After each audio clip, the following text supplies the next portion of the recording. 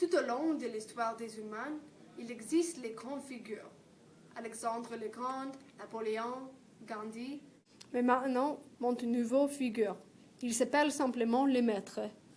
Aujourd'hui, j'ai la chance de parler avec le maître, ses admirateurs et le peuple qu'il mène. Bonjour, monsieur maître. Merci beaucoup pour trouver le temps pour cette interview. Ah oui, c'était difficile d'avoir trouvé le temps. Vous savez, je suis très occupée, mais je pense que c'est important que les gens apprennent davantage sur moi, le maître. Dis-nous, comment avez-vous devenir le maître? C'est difficile à savoir spécifiquement. Je ne sais que les gens m'aiment. Peut-être parce que je suis très beau ou parce que je suis charmant, ou toutes les choses importantes que je fais.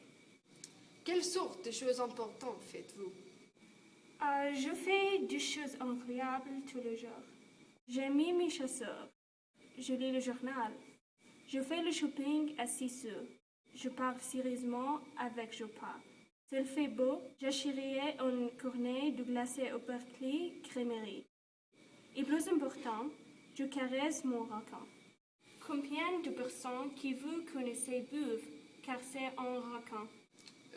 Aucune personne. Exactement, c'est impressionnant, non? Oui, je suppose. Je sais, beaucoup de choses que je fais sont impressionnantes. C'est pourquoi les gens m'aiment. En particulier, ils aiment ma geste. Permettez-moi de démontrer. J'ai pratiqué depuis 3 mois à parfaire cette geste. C'est merveilleux, je le sais bien. Et alors, j'ai une réunion importante avec un loin Nitani sur un voyage à la Waffle Shop. Ma rencontre avec le maître a été instructive, mais il m'a fait me demander qui sont les gens qu'il dirige, comment pense-t-il de leur chef. Il est évident qu'il est important de rencontrer les gens qui aiment le maître, en particulier ses 12 admirateurs les plus fidèles. Pourquoi avez-vous décidé de consacrer vos vies au maître? Ce n'était pas une décision difficile pour moi. J'ai écouté longtemps les histoires des exploits du maître et je me suis dit, ça c'était un exemple d'humain supérieur. À partir de ce moment-là, je l'ai suivi partout. Pour moi, c'est une histoire un peu malheureuse parce que j'ai suivi le Lion Disney pour quelque temps. Quand je suis arrivée à Penn State, j'aimais le Lion parce que je l'ai vu dans toutes les brochures d'initiation. Mais j'ai découvert que c'était simplement une personne dans un costume.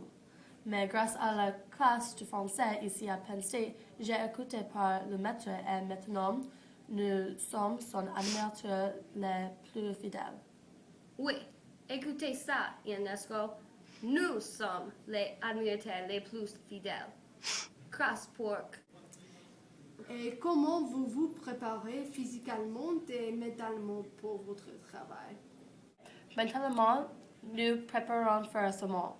Nous avons étudié les méthodes de la méditation de l'Inde et du Chine et nous les pratiquons chaque jour pour conserver le bien fonctionnement de nos cerveaux. Nous aussi faisons les puzzles de logique. Mais c'est les préparations physiques qui sont les plus importantes.